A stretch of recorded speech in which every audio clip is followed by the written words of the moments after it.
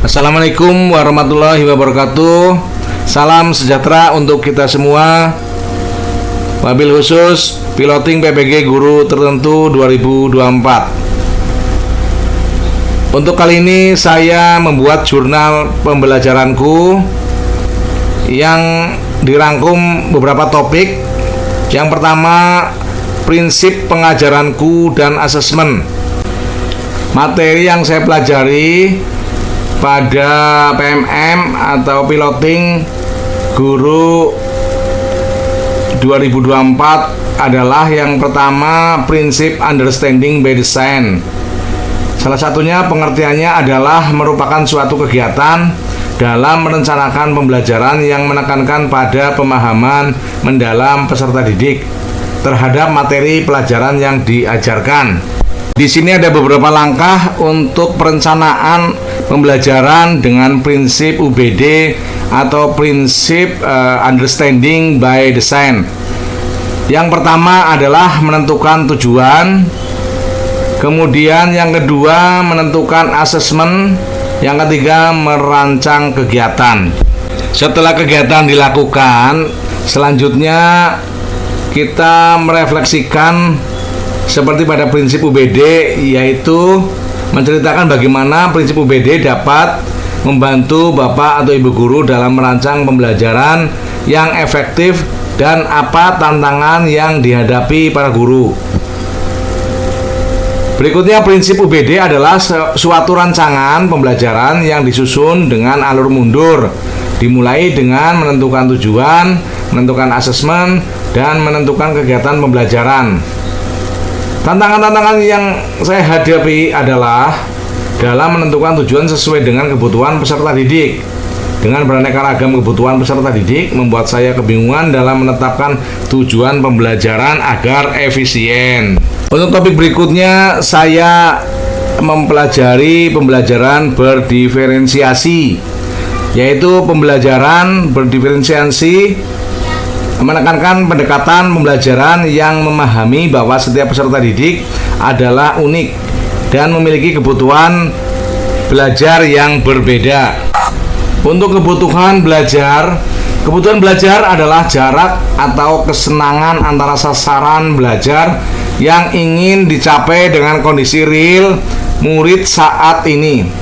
3 faktor yang mempengaruhi pengetahuan, keterampilan, dan ketertarikan. Ada beberapa komponen pembelajaran berdiferensiasi yang saya sudah pelajari. Yang pertama yaitu diferensiasi konten. Diferensiasi konten yaitu bagaimana materi pembelajaran disajikan kepada peserta didik. Dalam diferensiasi konten, guru mengubah materi pelajaran agar sesuai dengan tingkat pemahaman, minat, dan gaya belajar peserta didik. Kemudian yang kedua yaitu diferensiasi proses. Diferensiasi proses yaitu bagaimana cara guru dalam membelajarkan dan membimbing peserta didik. Tujuan utamanya yaitu memfasilitasi setiap peserta didik untuk dapat melakukan aktivitas belajar yang sesuai dengan kebutuhan belajar. Kemudian yang ketiga yaitu diferensiasi produk, di mana diferensiasi produk adalah variasi hasil tugas pembelajaran dan penilaian produk atau hasil belajar peserta didik dibuat beragam namun masih tetap mengacu pada tujuan pembelajaran yang sama. Untuk refleksi pada pembelajaran berdiferensiasi, bagaimana merencanakan pembelajaran berdiferensiasi yang relevan di kelas Bapak atau Ibu Guru sehingga diyakini dapat diimplementasikan untuk mencapai tujuan pembelajaran, di mana peserta didik memiliki keunikannya masing-masing yang menyebabkan peserta didik tersebut memiliki kebutuhan belajar yang berbeda-beda. Dalam menyusun pembelajaran berdiferensiasi ada 3, yaitu diferensiasi konten, diferensiasi proses, dan diferensiasi produk. Dalam hal ini saya menerapkan diferensiasi proses seperti menggunakan rotasi aktivitas untuk memenuhi gaya belajar yang berbeda, mengadakan diskusi kelompok kecil, dan menyelenggarakan pembelajaran berbasis proyek. Untuk topik berikutnya, saya mempelajari pendekatan teaching at the right level, yaitu pendekatan pembelajaran ini yang fokus pada tingkat kemampuan peserta didik, di mana sebelumnya dilakukan asesmen awal terlebih dahulu. Asesmen awal dilakukan untuk memetakan murid berdasarkan kemampuannya sehingga guru dapat mengajar sesuai dengan kemampuan murid. Pada tahapan TALK yang pertama, merancang pembelajaran meliputi tujuan pembelajaran, asesmen, dan kegiatan pembelajaran. Yang kedua, melaksanakan asesmen awal pembelajaran. Ketiga, memperbaiki rancangan pembelajaran dengan mempertimbangkan hasil asesmen awal siswa dan diferensiasi pembelajaran. Kemudian yang keempat, mengimplementasi rancangan pembelajaran.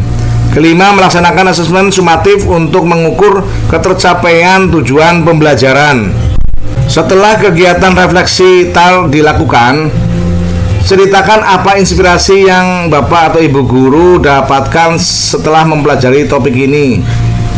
Pada topik ini yang saya pelajari, bagaimana menerapkan pendekatan teaching at the right level atau TALK pada pembelajaran. Pendekatan TALK adalah pendekatan pembelajaran yang fokus pada tingkat kemampuan peserta didik. Topik selanjutnya yaitu culturally responsive teaching, yaitu pendekatan ini mengintegrasikan kebiasaan, karakteristik, pengalaman, dan perspektif peserta didik sebagai alat untuk pembelajaran yang lebih baik. Langkah-langkah yang dilakukan prinsip CRT, yang pertama identitas diri peserta didik, kedua pemahaman budaya, ketiga kolaborasi peserta didik dalam bekerja kelompok, yang keempat berpikir kritis untuk refleksi. Setelah mempelajari refleksi CRT, Bapak Ibu dapat melalui pendekatan culturally responsive teaching CRT dapat mengintegrasikan kebiasaan, karakteristik, pengalaman, dan perspektif peserta didik sebagai alat untuk pembelajaran yang lebih baik. Pendekatan ini membekali saya sebagai guru dalam mengajar peserta didik di lingkungan yang berlatar budaya berbeda-beda. Setelah mempelajari dan merancang pembelajaran, kemudian saya membuat aksi nyata pada PMM, yaitu menerapkan prinsip understanding by design pada pembelajaran perencanaan dan pengalamatan jaringan kelas 12 pada jurusan teknik komputer dan jaringan yang dilakukan oleh Edi Supriyanto. Pada pembelajaran yang saya pilih dan gunakan, saya menggunakan prinsip understanding by design atau UBD. Understanding by design adalah kerangka kerja untuk perencanaan kurikulum, penilaian, dan pengajaran yang dirancang untuk membantu guru fokus pada pengajaran untuk pemahaman dan transfer pembelajaran. UBD dikembangkan oleh Grant Wijin dan Jay McTG menggunakan proses backward design untuk memastikan bahwa pengajaran lebih berorientasi pada hasil pembelajaran yang diinginkan. Pada rancangan pembelajaran berbasis prinsip UBD yang saya buat, yang pertama saya menentukan tujuan pembelajaran pada mata pelajaran perencanaan dan pengalamatan jaringan pada Mapel PPJ. Kemudian yang kedua, menentukan asesmen formatif dalam pembelajaran. Ketiga, merancang kegiatan pembelajaran sesuai dengan tujuan dan asesmen awal.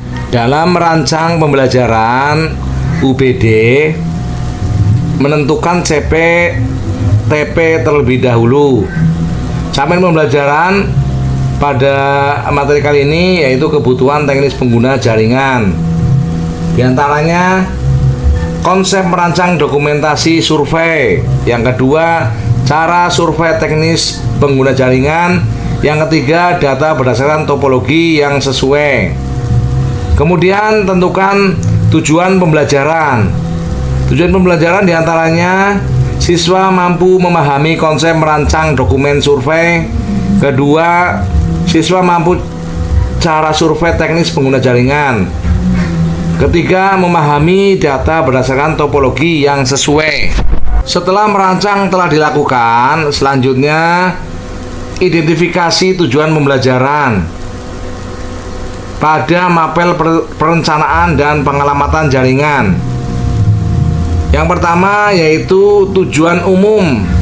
Peserta didik mampu mengisi dokumen survei.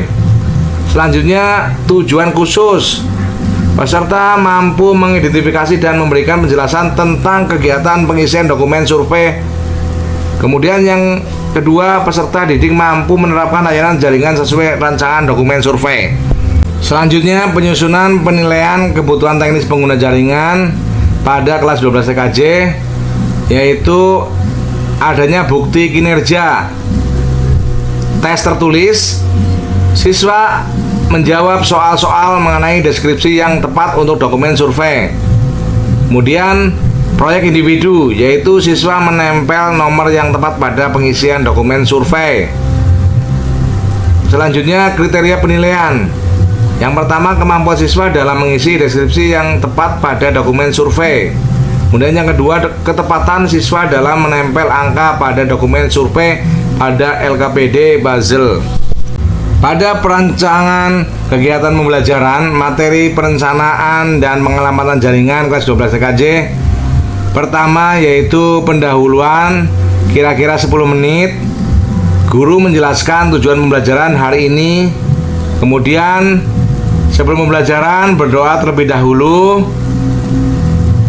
Selanjutnya menanyakan kehadiran siswa. Kemudian guru memulai memberikan panduan dengan siswa untuk mengukur tingkat konsentrasi siswa. Kegiatan inti yaitu kira-kira 30 menit. Yang pertama, aktivitas. Guru menjelaskan tujuan pembelajaran hari ini. Guru memulai memandu untuk aktivitas yang ada. Kemudian yang kedua, aktivitas menulis. Siswa diberi lembar kerja yang berisi siswa menulis esai. Kemudian yang terakhir, penutup 10 menit. Guru melakukan refleksi singkat bersama siswa tentang pembelajaran hari ini. Kemudian guru memberikan umpan balik dan memuji usaha siswa. Untuk kegiatan terakhir yaitu penerapan konsep. Guru meminta siswa mengisi LKPD melalui games menggunakan buzzer atau angka untuk menempel deskripsi yang tepat.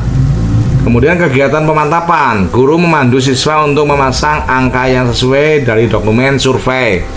Demikian kesimpulan materi dari beberapa topik dan juga rancangan yang sudah saya buat. Saya menggunakan rancangan prinsip pembelajaran menggunakan UBD. Berikutnya saksikan aksi nyata saya. Terima kasih.